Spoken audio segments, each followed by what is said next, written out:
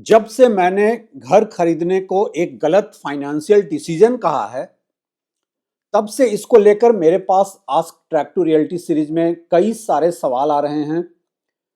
पूछा जा रहा है, क्या घर खरीदना वाकई एक गलत फाइनेंशियल डिसीजन है? कहीं मैं रियल एस्टेट को लेकर जरूरत से ज्यादा क्रिटिकल तो नहीं हो रहा हूं?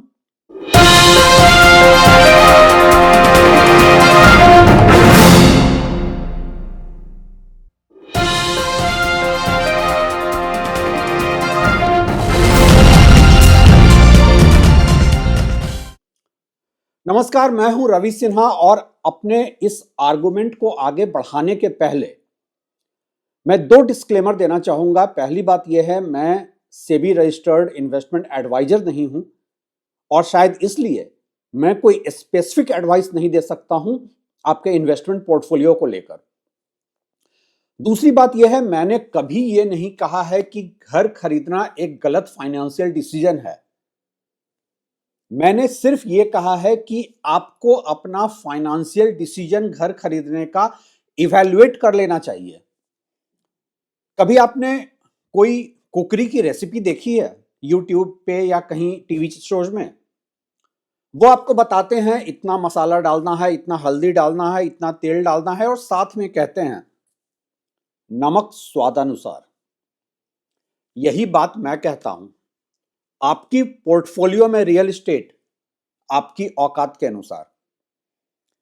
आप रियल एस्टेट में उतना ही एक्सपोजर लें जितना आप अफोर्ड कर सकते हैं।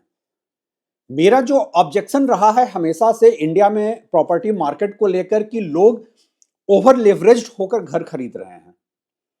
लोगों के पास कोई फाइनेंशियल सिक्योरिटी नहीं होती है, कोई इमरजेंसी फंड नहीं होता है और वो ओवर लेवरेज्ड होकर अपनी सैलरी का 60% 65% तक वो ईएमआई में देकर घर खरीदते हैं।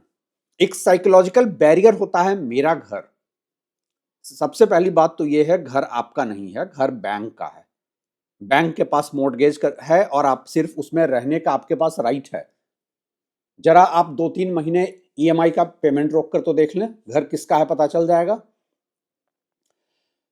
मैं हमेशा से एक बात कहता हूं कि इंडिया में प्रॉपर्टी मार्केट जो है वो अफोर्डेबिलिटी कर्व से इतना ऊपर जा चुका है कि अब आपको घर खरीदने के पहले बहुत सारी चीजों को इवैल्यूएट करने की जरूरत है।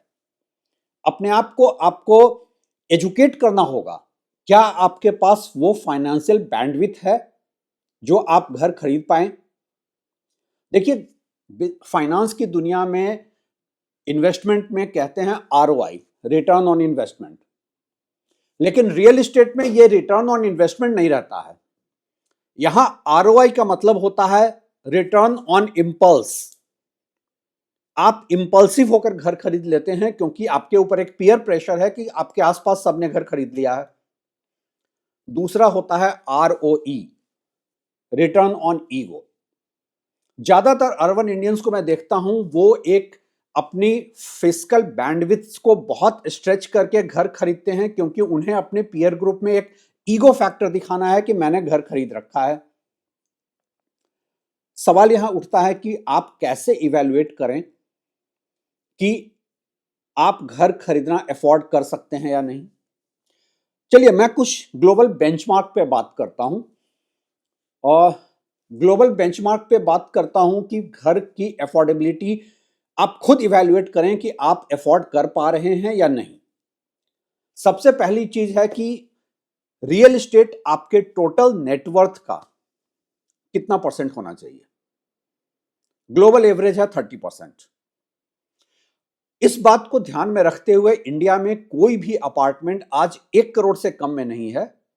तो 1 करोड़ का घर अगर आप चाहते हैं तो आपका नेटवर्थ 3 करोड़ रुपए होने चाहिए।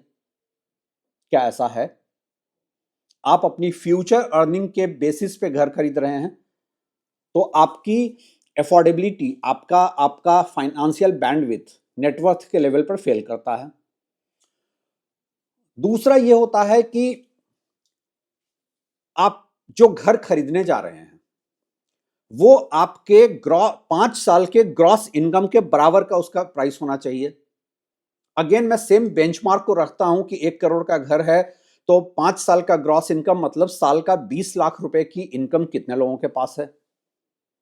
ज्यादातर जो होम ओनर्स हैं इंडिया के टॉप टीयर सिटीज में, वो इस बेंचमार्क पे खरे नहीं उतरेंगे। तीसरा है, क्या आपका ईएमआई टेक होम सैलरी का 40% से नीचे है? अब अगर आपने 1 करोड़ का घर में हाइपोथेटिकली आपने 80 लाख रुपए लोन लिया है, तो तकरीबन 75-80 हजार रुपए का आपका ईएमआई आ जाएगा। अगेन, ज्यादातर इंडियंस इस बेंचमार्क पे भी सही नहीं उतरेंगे।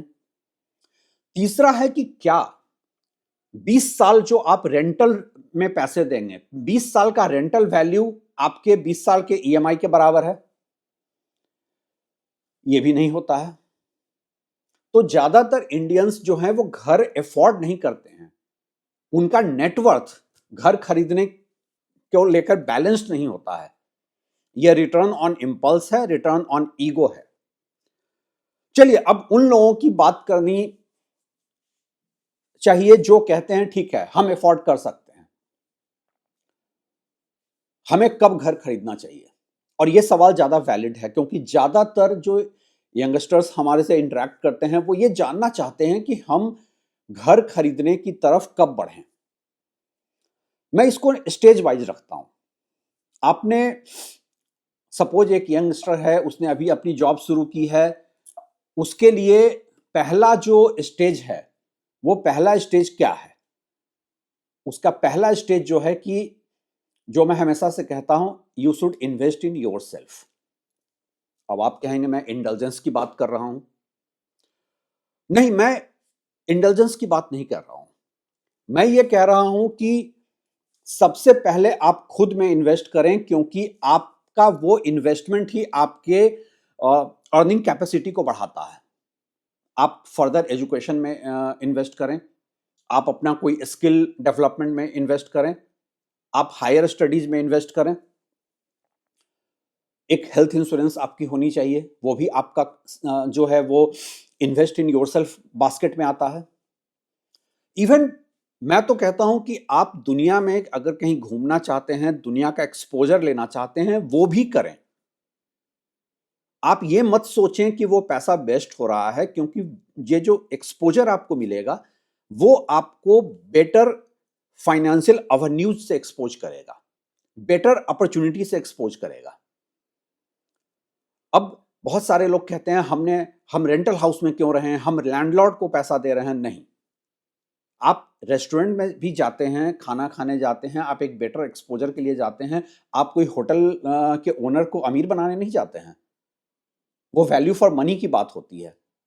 तो आप खुद में इन्वेस्ट करें वैल्यू फॉर मनी को देखकर।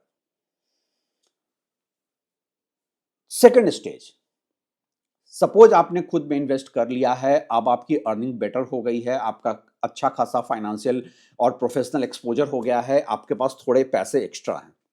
सेकंड स्टेज है आप गोल्ड में इन्वेस्ट करें। गोल्ड में इन्वेस्ट मैं हमेशा कहता हूं तो लोग कहते हैं गोल्ड एक डेड इन्वेस्टमेंट है। नहीं, बहुत सारे फाइनेंशियल इन्फ्लुएंसर आपको ये बताएंगे कि आपको सीधे स्टॉक मार्केट में चले जाना चाहिए, आपको एफडी में इमरजेंसी फंड रखनी चाहिए। मैं कहता हूं गोल्ड से बड़ा सेफ और इमरजेंसी फंड कुछ भी नहीं है। और उसकी वजह यह है कि अगर आपके पास थोड़ा एक्सपोजर गोल्ड में है, थोड़ा इन्वेस्टमेंट गोल्ड में है, अचानक से कोई फाइनेंशियल इमरजेंसी होती है, आप इमीडिएटली उसे लिक्विडेट कर सकते हैं। दूसरी बात, गोल्ड हमेशा इन्फ्लेशन के रेट से 2% के ऊपर के रेट पे ही मूव करता है, तो वो आपको एक फाइनेंशियल सिक्योरिटी देता है। ये दो स्टेज जब आप क्रॉस कर लेते हैं, तब तीसरे स्टेज में बात आती है कि फर्दर पैसा कहां इन्वेस्ट करें। अब आपको मार्केट में एक्सपोजर की जरूरत होती है। अब मार्केट एक्सपोजर म्यूचुअल फंड से भी हो सकता है, एसआईपी से भी हो सकता है, और सीधा स्टॉक मार्केट से भी हो सकता है, डिपेंडिंग ऑन कि आप कितना टाइम अफोर्ड कर सकते हैं, कितना आप मार्केट को स्टडी कर सकते हैं, कितना इन्वेस्टमेंट को लेकर के आपका इंक्लिनेशन है। अगर आपका स्टॉक मार्केट को लेकर आपका इंटरेस्ट है तो आप डायरेक्ट जा सकते हैं, अदरवाइज आप म्यूचुअल फंड या एसआईपी के रूट से जा सकते हैं। ये 3 स्टेज जब आप क्रॉस कर लेते हैं, तब आता है वो चौथा स्टेज, जब आप घर खरीदें। मैं कभी नहीं कहता हूं कि किसी को घर खरीदना ही नहीं चाहिए। मैं सिर्फ ये कहता हूं कि आपका एक फाइनेंशियल वर्थ, एक नेटवर्थ बन जाए, उसके बाद आप घर खरीदने की तरफ जाएं। क्योंकि जब आप घर खरीदने जा रहे हैं, तब तक एक decent level of down payment का आपके पास पैसा होना चाहिए। क्योंकि सपोज आप 1 करोड़ का घर भी खरीदते हैं, वो 1 करोड़ का नहीं रह जाता है। उसमें आपको सबसे पहले 20% का जो डाउन पेमेंट है, वो पैसा आपके पास होना चाहिए। उसके बाद क्लोजिंग कॉस्ट जो होते हैं, स्टैंप ड्यूटी हो गई, ब्रोकरेज हो गई, वो पैसा अक्सर लोग फैक्टर इन नहीं करते और 11th आवर पर उन्हें ध्यान आता है कि मेरे पास तो स्टैंप ड्यूटी के लिए, रजिस्ट्री के लिए पैसे नहीं हैं। उसके बाद जब आप एक घर खरीदते हैं, आप अपने टेस्ट के अनुसार उसे थोड़ा सा इंटीरियर वगैरह भी करवाते हैं। आप थोड़ा सा, ये मूविंग कॉस्ट आ ही जाता है, कुछ नए फर्नीचर की जरूरत पड़ सकती है नए घर में। तो घर खरीदना जो चौथा स्टेज है लाइफ का, आपकी फाइनेंशियल फ्रीडम, आपकी नेटवर्थ की जर्नी में घर खरीदना चौथे स्टेज पे है। और उसके बाद लास्ट स्टेज आता है जब आपके पास गोल्ड भी है, स्टॉक म्यूचुअल फंड में भी एक्सपोजर है, अपना एक घर भी ले लिया, फाइनेंशियली आप कंफर्टेबल हैं।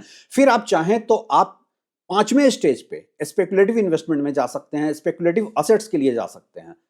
अब स्पेकुलेटिव असेट डिपेंड करता है, आप स्टार्टअप कंपनीज में पैसे लगा सकते हैं, आप क्रिप्टो करेंसी खरीद सकते हैं। बट एक बात बहुत तय है कि इंडियन माइंडसेट जो है कि कोई भी यंगस्टर नौकरी शुरू करता है और उसको घर, परिवार, समाज की तरफ से पहला टारगेट दे दिया जाता है कि तुम्हें एक घर खरीदना है। और इसको लेकर के इतना बैंक, बिल्डर्स, ये सब भी इतनी इन्फ्लुएंस पेडलिंग करते हैं क्योंकि उनका बिजनेस उसी से चलता है। इवन गवर्नमेंट को भी इसमें स्टैंप ड्यूटी दिखता है, गवर्नमेंट को इसमें बैंकिंग। देखिए, एक बात आपको समझना पड़ेगा, बिल्डर हो, बैंक हो या गवर्नमेंट हो, सबका इंटरेस्ट इस बात में है कि आप कंज्यूमर बने रहें, आप उनको पैसा पे करते रहें। किसी को आप इंटरेस्ट पे करें, किसी को आप प्रॉपर्टी के प्राइस पे करें, किसी को आप जीएसटी और स्टैंप ड्यूटी पे करें, लेकिन सबका वेस्टेड इंटरेस्ट इस बात में है कि आप कंज्यूमर बने रहें। मैं इसी आर्गुमेंट को लेकर हमेशा बात करता हूं कि घर खरीदने के पहले आप अपना नेटवर्थ डिफाइन कर लें, अपने फाइनेंशियल गोल डिफाइन कर लें। मैं ये कभी नहीं कहता हूं किसी को घर ही नहीं खरीदना चाहिए। हाँ, ये जरूर कहता हूं कि घर खरीदने के पहले आपको ये अपना फाइनेंशियल बैंडविड्थ, अपना नेटवर्थ इवैल्यूएट कर लेना चाहिए। और जैसा कि मैंने आपको एग्जांपल दिया कि जैसे कुकरी शो में होता है, नमक स्वाद अनुसार, इंडिया में मैं सबको कहता हूं आपकी प्रॉपर्टी आपकी औकात के अनुसार ही होनी चाहिए।